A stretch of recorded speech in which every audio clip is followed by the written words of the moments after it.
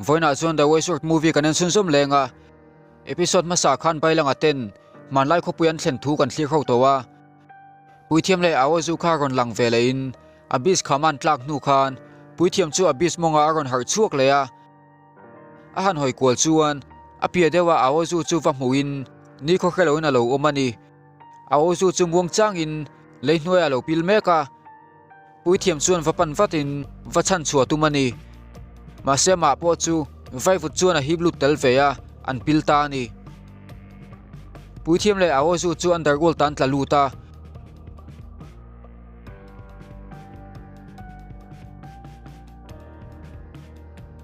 Puithiam chu hoi kwal velin chumun chu makat hleya awa chu ala har thailo awangin undergol ta chuna hnu kwala chudan tura ngai tuani andar chunga engom chu an hunla nei zat an tir tu ania a hnu dewa gai pakhat hian ron panin an thi to thua ron khila mase Puithiam chuna oi thailo ani gai chuan u konga tharau nen po anin hmu to thua sei chuan Puithiam chuan anom na chu undergol tani ti kha thiama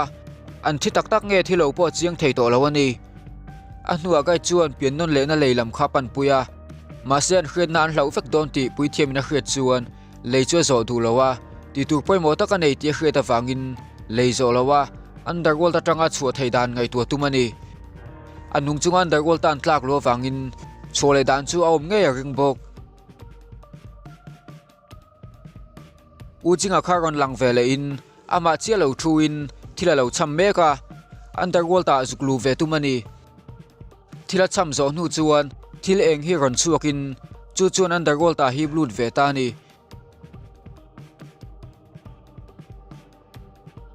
uchiga chuan undergol chuklangin azaw ema wang chuan a master ta chu azom humai theidon lo ti khria zonnan undergol copper plate amamoni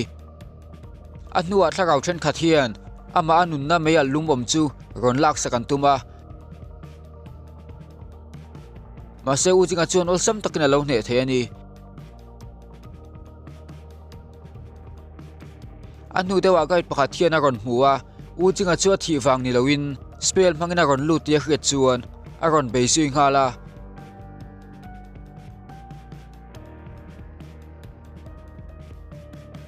mase uchiga chuan olsam taka lo hne thein undergold lalom na chu zon ngal bok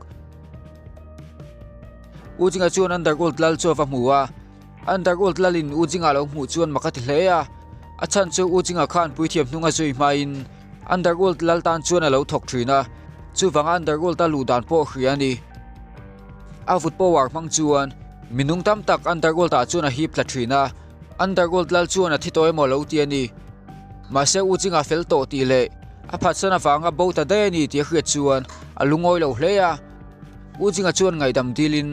undergold copper plate chu ho saka dila a master a chan him hnuwa a hnunga zui le tur thua khrilani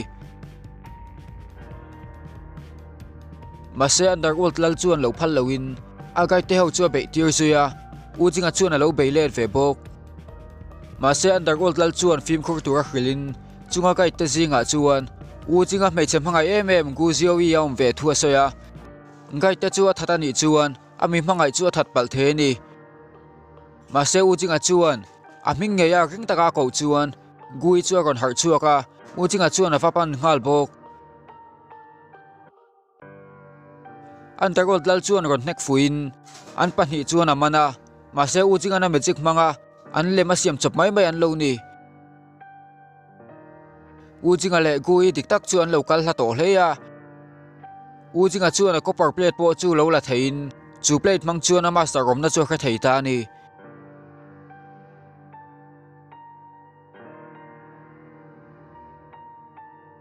anu dewa ujinga chuan a master ta chu va mu thein Puithiam chu lo chaw to hleya nun na meyal po pakhat chaw nei to in ujinga mulhol chu makan ti hleya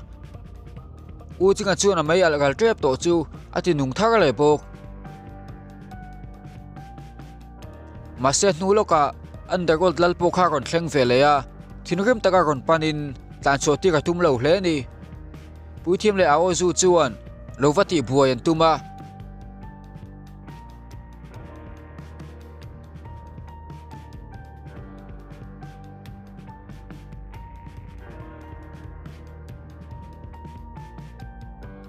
chuti lai chuan u chinga le thian nu chuan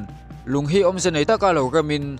underworld atanga chuana spell chu manan lo tum mek ani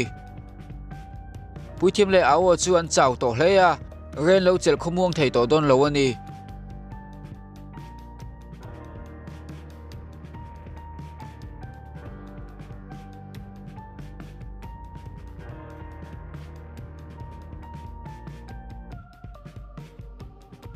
Mase u chinga chuan ati fu mai thei lowa Anua gait pakhathi ron kalin u chinga te chu puiduna reu aneya an thilrem chu alet lingchia an rem thua khilta ni u chinga chu na rem thawata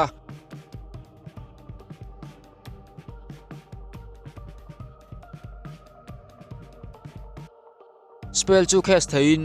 underworld atanga khoi chu du ho chu an minga lam dia ta awo chu po chu an tha ma chi in underworld atang chu na bo thu ta anu loka Puithiam po chu abo zui ve ngal bok underworld chu an chua san thei lo ni ya awo chu ni kho khela wa om de ka fang chuan Puithiam chuan poin abis khama chuan a lon chho puya bailang ate ron lang vele in man lai kho pui hlui chuan pan meka Puithiam in chu kho chu a him thua soya wangin tlung takan paltlang thei an be se ni Mase lung sipai ho hian an ron hual thuta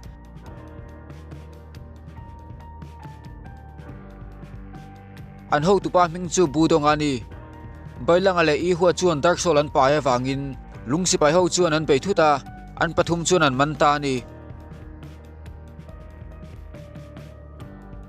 mun pakhata hian tan tirin chu mun chu lo kang hlua chu muna chuan an kang hlumani chuan bailang ale a thian te chu lung sipai an chang ve don ani ta chu tuman beilai chuan lung sipai te ro te hian tala chu ron ti chiat atuma anua chuan ti che thein an chuak thei ta ni an tlan chuak thei mu chuan an ho tupa budong a chu lungoi lo hlea a lung sipai pakhatin a phasan wang ti khriat chuan a thinrim zual ani a ho te chu bailang ale a thian te han that vek tur chuan thu pe le a zewi chuan budong a chu a hlau lo thu ron soi ve in sipai te chuan an be tana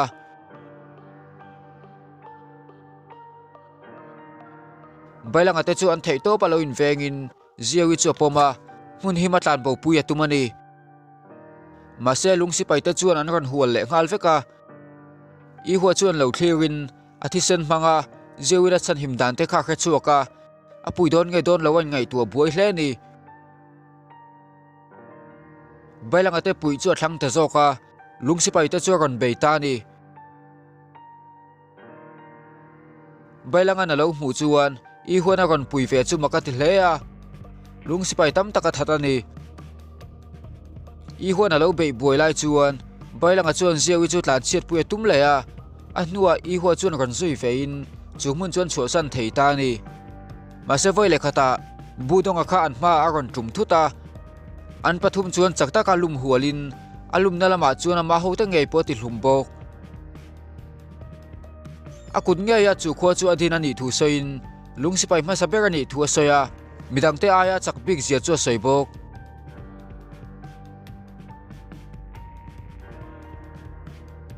bailang ate chu an tlan chele theya mase budong a chuna zui zel thung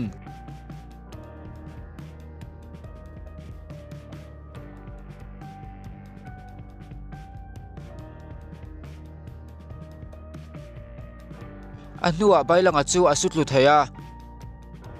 sang taka zuangin atum zui ngal bok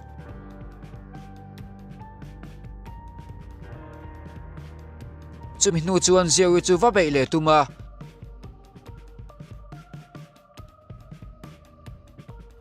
anun da po chan huamin zewi chu chana tumani mase thi sena in ngai to lo wangin I huwa chu ma angina chak to lowa a chel gai thei don lo ani mase bailang a kha ron thleng ve le in an pani chun an tang du na budong a chu choi kang thein hlatakan pai ta ni budong a chuan mi hringte lungsipaya chan tir thin na mun kha vadel chia kumtam tak chung saknan huna mana wangin athinurim zual hle ni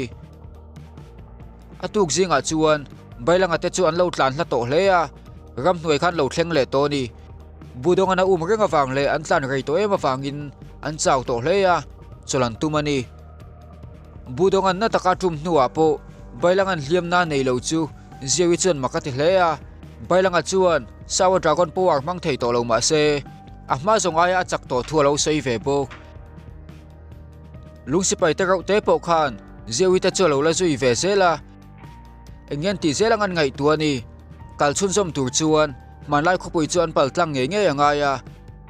I huwa chuan foi tam tak kaltlang alo tum to thu soin budonga berina hmu lo chuan buina ngai lo thu a se ni zewi chuan a puina wang khan I huwa chuan thil tha takati thu a soya chuti angang fangna chu don ngai lo wangin I huwa po chu lo hlim ve hle ni ma se voi le khata I huwa chu budonga khana ron be le thuta tuna chuan kesum takalo nei to ni Dark Soul chu hol he anga lain ama po chu Dark Soul kuta alo in pelun fereng to ni an khopui din tura be hana an ngai nep tlata kheta wangin bailanga te chunga chuan a thinrim hle a ron tha ve ka tumani bailanga te po chuan makan lo ti hle a budonga chu thinrim na khatin I huwa cha pai thloka ahma aya chak to ema wangin an vai chuna I tur thua soibok lungsi pai te po chu lungoi lo hle a Dark Soul ni tinan do lain an ho tu pa po chu Dark Soul alo ni vereng wangani ma se budonga chuan a thu soi chu enga tan ma lo ngai lo a anung zui turin a som zui ngal bok a thu soi chuan lungsi pai chu ti thin remin budonga chu han be a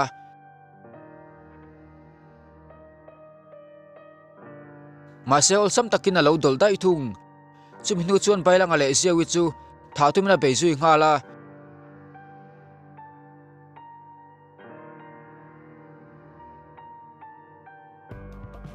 zewi chuan beidong to tura khilin an pahni chuan a eni point ami hring taksa chu anei le to lo tur thua khila ma se budong a chuan mi hringa chan le thei ma chu mi tha char tur thua soi ve thung a beile ma che chuan Puithiam kha budong a luwa chuan a ron zuang kaya an master lo let len mu chuan bailanga le zewi chu an hlim hle ni Puithiam chuan Dark Soul ti chen na spell mangin budong a chu be zui ngala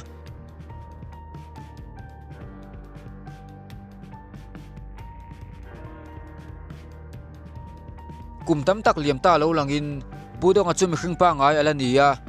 an khopui ven himnan ama le ma chuin hala lungsi pa ya in chan tir ta ni kunte liam zel nu chuan an khomi puite ta na in pek na thuk tak chu mong chang in huan na thuk taka in thlaka misual taka chan pha ta ni uchinga po chu ron thlangin budonga chu ron be fe a